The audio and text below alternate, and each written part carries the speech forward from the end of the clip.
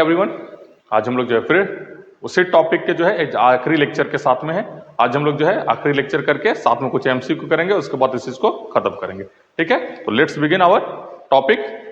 कल तक हम लोगों ने कैंटोनमेंट बोर्ड्स के बारे में पढ़ा था, आज हम लोग उसके आगे जो है इसको कंटिन्यू करेंगे। ठीक है, चलिए देखते हैं आज हम लोगों का क्या है, टाउनशिप। ठीक है,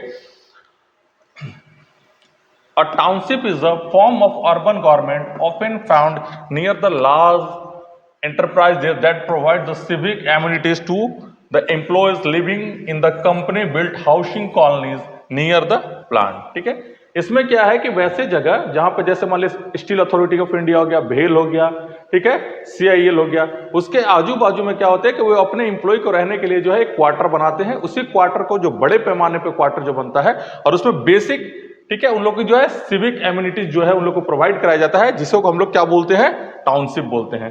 जैसे अगर हम लोग अपने एरिया में देखेंगे तो अपने एरिया में जो है अपना भवनाथपुर के पास में जो एक टाउनशिप है, सेल कंपनी का है, स्टील अथॉरिटी ऑफ इंडिया का है, रांची में है, मुरी में है, और जहां जहां भी जो है पब्लिक इंटरप्राइजेस है वहां वहां आपको मिलेंगे। ठीक है, it has no elected member. ठीक है, इनके पास कोई भी इलेक्टेड मेंबर नहीं होते हैं। ठीक है, साथ ही साथ क्या है, the town administered assisted by the technical and non-technical personals oversees the administration। ठीक है, अब इसमें क्या है हम लोगों का कि इसमें तो कोई भी आदमी जो है इलेक्टेड होता नहीं है, नाइदर कोई यहाँ पे नॉमिनेटेड का भी बात नहीं है। तो यहाँ पे क्या होता है कि टाउन को जो है असिस्ट कैसे किया जाता है, तो टेक्निकल और नॉन टेक्निकल स्टाफ्स मिल करके उसी के कंपनी के जो पर्सनल्स होते हैं वो लोग मिल करके इसको जो है इसका एडमिनिस्ट्रेशन का देखरेख करते हैं। ठीक है, तो ये हो गया हम लोग का टाउनशिप। आप हर जगह सुनते होंगे, जहां भी बड़ी बड़ी कंपनियां होंगी वहां पे आप सुनते होंगे कि वहां पे एक टाउनशिप है। ठीक है, नेक्स्ट टॉपिक है हम लोग का क्या, पोर्ट ट्रस्ट। अब पोर्ट ट्रस्ट के बारे में जानते हैं। ठीक है, these are established the port areas like Mumbai, Kolkata, Chennai and so on for the two purposes. इनको जो है पोर्ट ट्रस्ट को हमेशा वैसा जगह बनाया जाएगा जहां पे पोर्ट होगा। दैट मीन्स क्या है कि हमारा कोस्टल एरियाज के आसपास में इसको बनाया जाएगा। ठीक है, जैसे क्या है मुंबई, कोलकाता, चेन्नई, ठीक है, गुजरात, इसके आसपास में बनाया जाएगा। और इनका पर्पस क्या है, दो पर्पस है। पहला पर्पस क्या है, to manage and protect the port. ठीक है, पहला पर्पस ही क्या है कि मैनेज करना है और प्रोटेक्ट करना है। ओके, नेक्स्ट पर्पस हम लोग का क्या है, to provide the civic amenities. और नेक्स्ट में क्या करना है कि इनको जो है नागरिक सुविधाएं हमें प्रोवाइड करनी है। इसके लिए हम लोगों ने क्या बना रखा है, पोर्ट ट्रस्ट बना रखा है। The port trust is created by an act of parliament. ठीक है, इसको जो एस्टेब्लिश कैसे किया जाता है, तो by the act of parliament. ठीक है, लोकसभा राज्यसभा से पास कराने के बाद जो है जाकर के जो है प्रेसिडेंट साहब का जो सिग्नेचर होगा, उसके बाद जो है इस पे हम लोग जो है लॉ ला करके इसको बनाते हैं। ठीक है, द पोर्ट ट्रस्ट, ठीक है, it consist of both elected and nominated member. ठीक है, इनके पास क्या है कि इलेक्टेड मेंबर भी होते हैं, साथ ही साथ क्या होते हैं, नॉमिनेटेड मेंबर भी होते हैं। और it's chairman is an official. और इनके चेयरमैन जो होते हैं वो क्या होते हैं, ऑफिशियल होते हैं। दैट मीन्स क्या होता है कि एक अधिकारी ही जो होते हैं इनके चेयरमैन, उन्हीं को बनाया जाता है। ठीक,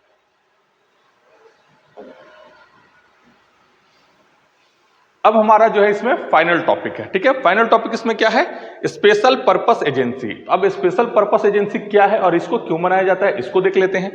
तो स्पेशल पर्पस एजेंसी जो है एक ऑटोनोमस है, ये इंपॉर्टेंट है, it N autonomous single function body. ठीक है, सिंगल फंक्शन बॉडी है जिसको एस्टेब्लिश करते हैं हम लोग to perform the special task that would otherwise fall under the jurisdiction of a general purpose local government. उसको हम लोग स्पेशल पर्पस एजेंसी को इसलिए बनाते हैं ताकि वो स्पेशल कुछ काम को करेगा तो किसके अंडर में जाएगा, लोकल गवर्नमेंट के अंदर में जाएगा। ठीक है, जैसे क्या है, जैसे हमारा एग्जांपल क्या है, वाटर सप्लाई बोर्ड। ठीक है, अगर ये नहीं करेगा, स्पेशल पर्पस एजेंसी नहीं करेगी तो सिंपली इसको कौन करेगा, इसको जो है लोकल अर्बन गवर्नमेंट करेगा।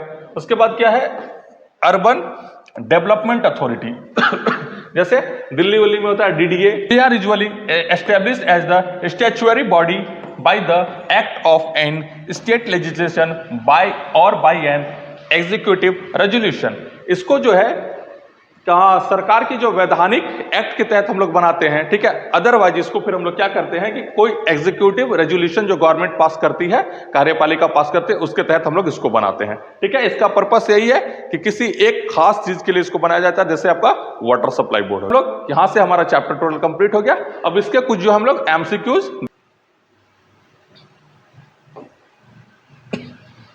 our first question in the MCQ is who is known as the father of the self government in India, self local government in India। जैसा कि आपको पता है कि हम लोगों ने पूरा तो पढ़ा दिया, 3 लेक्चर से ये तीसरा लेक्चर है। अब इसी पे जो है आपका कुछ रिवाइज हो जाए, ठीक है, कुछ एमसीक्यू हो जाए, जिससे आपको पूरी तरह से ये चैप्टर कंप्लीट हो जाए। तो इसमें क्या है कि हमसे ये पूछा जा रहा है कि father of the local self government in India किसे कहा जाता है, ठीक है। तो Lord Mayo first option, second is Lord Canning, third is Lord Bentinck and the fourth is Lord Ripon. तो आपको याद ही होगा हमारा आंसर क्या होगा, लॉर्ड रिपन, ठीक है। You can also practise by yourself, pause करके आप प्रैक्टिस कर लियो। Next question, the first municipal corporation in India was set up at, ठीक है। ये बहुत इजी क्वेश्चन है। First option is Calcutta, second is Madras, third is Bombay and the fourth is Chennai, ठीक है। पता है क्या, मद्रास है। मद्रास के बाद भी जो है बॉम्बे और कोलकाता में जो है इसको करा गया था, ठीक है। बहुत इजी है, मद्रास है, उसके बाद ही बॉम्बे और कलकत्ता को करा गया था, okay. Our next question, the 74th Constitutional Amendment Act of the 1992 came into force on, ठीक है। हमारा जो है 74th Constitutional Amendment Act जो है चलिए पास हो गया। कब पास हुआ, 1992 में पास हो गया। लेकिन वो कब से जो है लागू कब से किया गया, कब से वो फोर्स में आया, ठीक है। तो पहला एग्जांपल अपने पास क्या है, 1 जून 1993, सेकेंड क्या है 24 अप्रैल 1994, थर्ड क्या है 15 अगस्त 1947 और फोर्थ क्या है 26 जनवरी 1950। तो हमें पता है कि ये तीनों जो है ऑप्शन गलत है और फर्स्ट ऑप्शन 1 जून ऑफ 1993 से इसको जो है इंप्लीमेंट कर दिया गया था, come into force, okay. Next, the taxation inquiry commission 1953-1954 related to, ठीक है। टैक्सेशन इंक्वायरी कमिटी जो है वो किस चीज से आपका जो है रिलेशन है, इसका किस चीज से रिलेटेड है। पहला urban local government, second one is direct tax, third one is indirect tax and the fourth one is education tax। as you know हम लोग क्या पढ़ रहे हैं, local urban government, so this is the correct answer। next, what percentage of the seat reserved for the women in the urban local government, ये हम लोगों ने पढ़ा है। जब उसको हम लोग डिस्कस करें तो बीच में हम लोगों ने डिस्कस किया था इसके बारे में कि भाई क्या परसेंटेज है महिलाओं का अर्बन लोकल गवर्नमेंट में, उसको कितना रिजर्व करके रखा हुआ है। तो इसका सबसे अच्छा एग्जांपल क्या है, पहला एग्जांपल क्या है इसका, पहले ये देख लेते हैं हम लोग। First one is 33%, second is 52%, third is 15% and the fourth is 20%। आपको पता होगा 52% है नहीं, 15% है नहीं, 20% है नहीं, तो क्या आंसर होगा हमारा 33%। This is the correct answer. Next, the 74th Constitutional Act has added a which part to the Constitution of India। जब 74th Constitutional Amendment Act आया तो फर्स्ट लेक्चर आप देखें तो उसमें ही क्लियर हो जाएगा ये। तो इसमें जो है इंडिया के संविधान जो हुआ, भारत का जो संविधान हुआ कॉन्स्टिट्यूशन ऑफ इंडिया, उसमें किस पार्ट को ऐड करा। The first option is part 12, second is part 5, third is part 9 A and the fourth one is 11 B. तो मेरे को ये समझ में आ रहा है कि this is the not answer, this is not, this is not. So correct answer क्या होगा हमारा, पार्ट 9A, इसको ऐड करा गया है हमारे कॉन्स्टिट्यूशन में bye the 74th constitutional amendment act. Next question, the council of municipal corporation is headed by. तो म्युनिसिपल कॉर्पोरेशन जो बड़ा वाला होता है, ठीक है, जैसे बड़े बड़े शहरों के लिए होता है, तो उसको किसके द्वारा जो है हेड किया जाता है, किसके द्वारा जो है headed by. First option is mayor, second is chairman, third is chief executive officer and the fourth one is municipal commissioner. The correct answer is mayor. Next, who is responsible for the implementation of the decision taken by the council and its standing committee in the municipal corporation।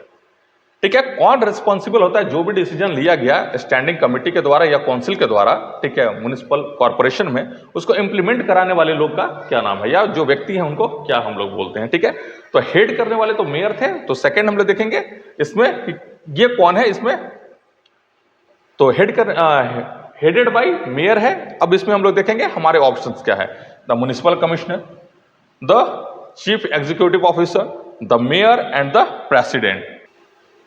तो the correct answer is the municipal commissioner. Okay, क्यों? क्योंकि head करने वाले कोई और हैं और ये जो है इंप्लीमेंट करते हैं। He must be a IAS officer, इन्हीं के बारे में हम लोगों ने शायद बात करा था। नेक्स्ट क्वेश्चन है हमारा, the cantonment board is set up under the provision of the, ठीक है, जो हम लोगों का कैंटोनमेंट बोर्ड है, जो लास्ट लेक्चर का सबसे आखिरी वाला जो टॉपिक था उसमें था कि कैंटोनमेंट बोर्ड को हम लोग जो सेटअप करे हैं वो किस प्रोविजन के तहत जो हम लोग उसको सेटअप करे हैं। पहला हमारा ऑप्शन क्या है, कैंटोनमेंट एक्ट ऑफ 2001। सेकंड क्या है, कैंटोनमेंट एक्ट ऑफ 2006। थर्ड क्या है, cantonment act of 2012 and the fourth one is the cantonment act of 2016। तो इसमें हमको देखना है, तो हमें पहले से पता है क्या कि कैंटोनमेंट बोर्ड ऑफ 2006, इसी के प्रोविजन के अंडर में जो है हम लोग कैंटोनमेंट बोर्ड का क्या करे हैं, एस्टेब्लिशमेंट करे हैं।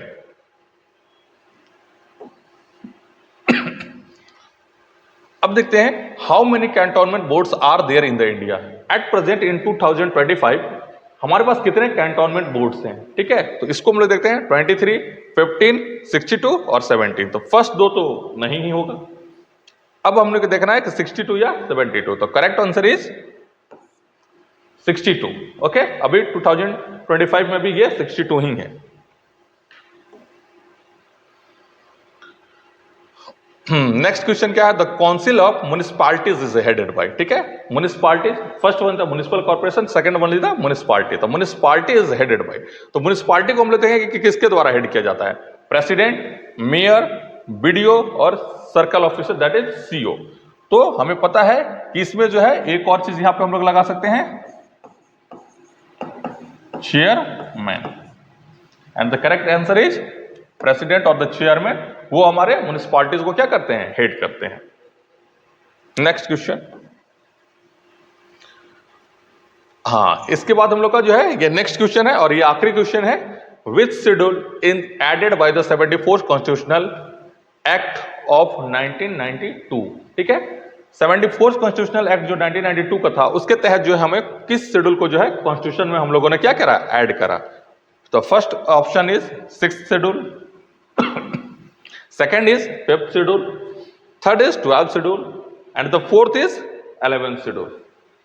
तो इसका आंसर क्या होगा, आप आंसर करें। The correct answer is 12th schedule. Okay, तो ये हमारा लेक्चर था टोटल। अब इस लेक्चर के बाद जो है ये हमारा अर्बन लोकल गवर्नमेंट पूरा खत्म हो गया। इसके बाद जो हम लोग नेक्स्ट किसी और टॉपिक के साथ आएंगे, तब तक के लिए धन्यवाद, थैंक यू।